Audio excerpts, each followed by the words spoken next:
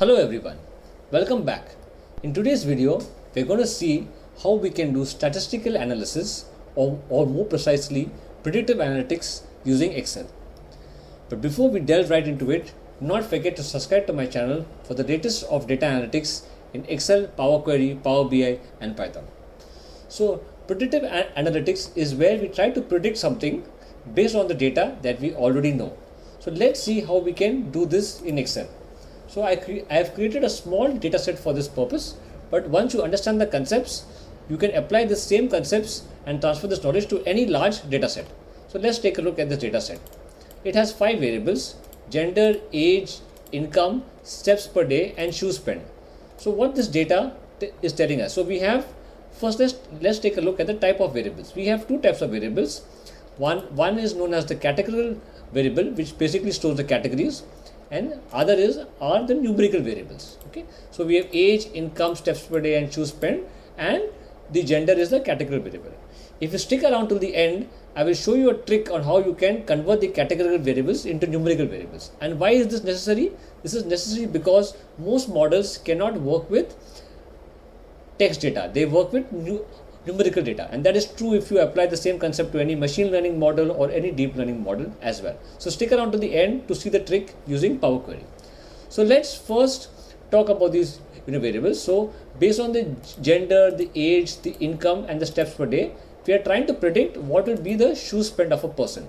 So in this case, the shoe spend is known as the dependent variable or the target variable, and the gender, age, income and steps per day, they are called the independent variables or the predictors. We are using these 4 variables, gender, age, income and steps per day, to predict shoe spend. So let's take a look at how we can do that. So for that, let's go to the data tab. I'm going to be using the data analysis plugin. If this is not enabled already for you, then you can enable it from the options in the file menu. So let's click on this for now, and we'll click on regression, click on OK, and now we need to give the Y range. So the Y range is the dependent variable, the variable that we are trying to predict. So that's the shoe spend. And now we'll give the X range. So we want to predict using these variables. So now the model will be built based on this data. Okay, I'll leave all the other content untouched so that we focus on the main concepts, and then if you want to know any deep dive on any other the parameters, then do let me know. I'll make a video on that as well. So let's click on OK. So we can see now I passed in the categorical variable as well, and let's see what happens when I click on OK. You can see it gives me an error because, as I mentioned, most models can work only with numeric data, but we'll see the trick in the end of how to convert this categorical variable into numeric data, also known as dummy variables. So let's click on OK, and I'm going to modify this. I'm going to remove the column B and let's take from column C onwards. And now let's click on OK. The output range I will select, I'll put it in this sheet only so that we can see side by side, and let's click on OK. Okay, I had not clicked on labels, so I'll click on labels here. That's why it gave the error again, and let's click on OK. And yes, here are my regression analysis statistics. But let's take a look at this. This has a lot of statistical data. We'll focus only on the key elements here for you to learn. And then again, as I mentioned, I'm only covering the fundamentals here. If you want to learn more on the statistical analysis of each parameter, do let me know. I'll make a video on that as well. So let us take a look at this parameter first, the adjusted R square. This is a very important parameter which basically tells us how much of the variability in the dependent variable can be predicted by the independent variables. So it is 0.92. That means 92% of the variability can be accurately predicted by the independent variable. So that it makes it a very strong case for regression. And then we want to take a look at something as this is called the p-test, even though it's written as F here, is a p-test. And if this test actually is less than 0.05, that means we have a clear case for regression model. If you want to learn more on why the p-test is important and what the p-test signifies, please do let me know. These are statistical concepts. Basically, if the p-test gives you whether you should reject or fail to reject the null hypothesis. The null hypothesis either states that whether the variable has any predictive power or not. But I can explain this in more detail if you are interested to know that. But for now, we can take a look at if this value is less than 0.05, then you have a clear case for a regression problem. If this is greater than 0.05, then you can stop right ahead, because the model will not work very well.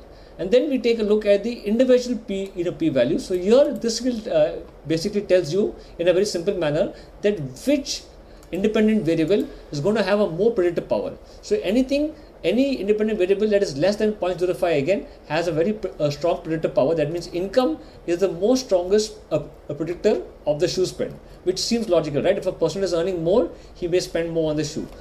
So here the other two independent variables don't have such a strong predictive power, but again you can do further analysis on each variable. I'm not talking about exploratory analysis in this video. That's a whole new topic of discussion.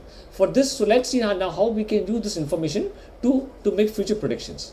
So here we have the intercept, age, income, and steps per day. So this equation can be interpreted in such a way. So shoe spend,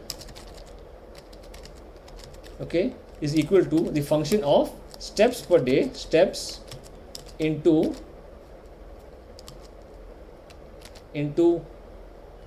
minus 0.002, that is the coefficient or the slope, plus the slope for income is income into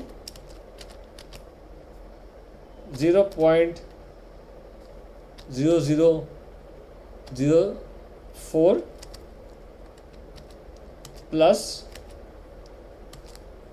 age into 0.29 plus the intercept, that is 212. The intercept means if all the other independent variables are 0, a person will spend $212. Okay, so this is the equation. Now this is your equation, or this is your model, and so now let us try to write it down so that we can make a future prediction. Obviously, in the actual world, you'll have a train, validation, and a test set. Here I'm just trying to show on how we can understand basic regression analysis, and then you can apply this concept to any other problem statement. Okay, so let's form this. So I'm going to write down the variables, the independent variables, say gender, age, income, and steps. Sorry, I'm not using gender in this because I've not taken because it has a text data, so I have not taken that. Steps per day, and we want to predict shoe spend. So let us fill these values as 0 to initialize them, and now I'll say let us write the equation as we have written above. So shoe spend is equal to, okay, that is age. Let's put this in bracket to make it more clear. Age into the coefficient of age plus income, let's put this in bracket again, into the slope for income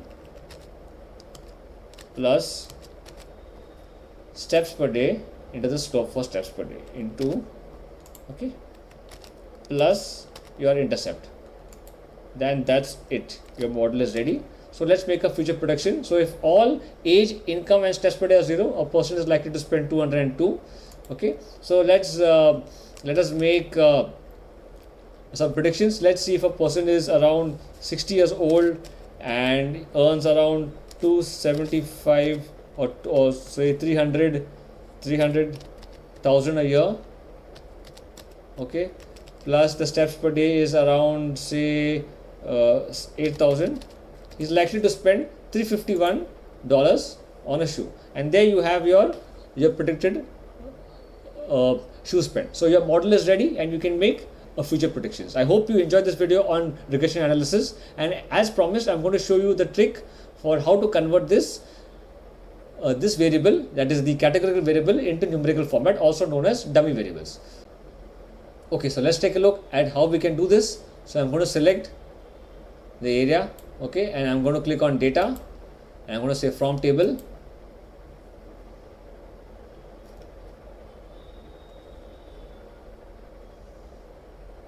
and it has loaded this data in Power Query. Now what I need to do is I just need to add a custom column. So I'm going to click on add column, and I'm going to say custom column.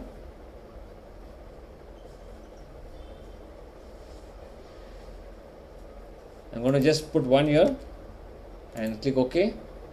I'm going to add this custom column here. So what we want to do basically is we want to transform this categorical variable into numerical variables. So whatever are the categories, they will be the column headers, and suppose it's a male, then it will have values 1 and 0. If it's a female, it will have values 0, 1. So let's see how we can do this. We can pivot the data. So let's pivot the data to transform the rows into columns.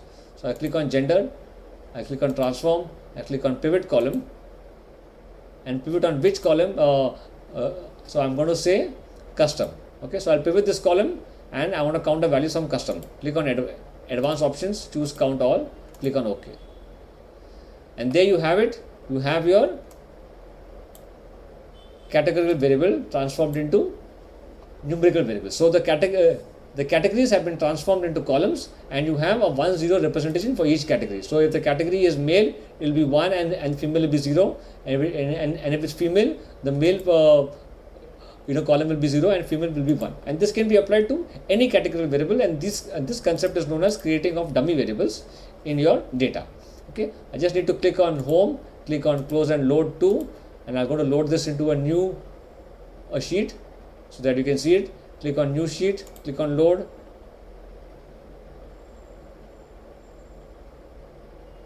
and there you are done. Now again, you can run the model by passing this. Since this is all numerical data, you can run the model again and create a new regression model with this numerical data as well. I hope you enjoyed the video, and I hope you enjoyed the Power Query tip. If you did like the video, do not forget to leave a like and a comment on any other video you like me to make, or what did you like about this video, and not forget to subscribe to my channel for the latest of data analytics in different technologies. Thank you.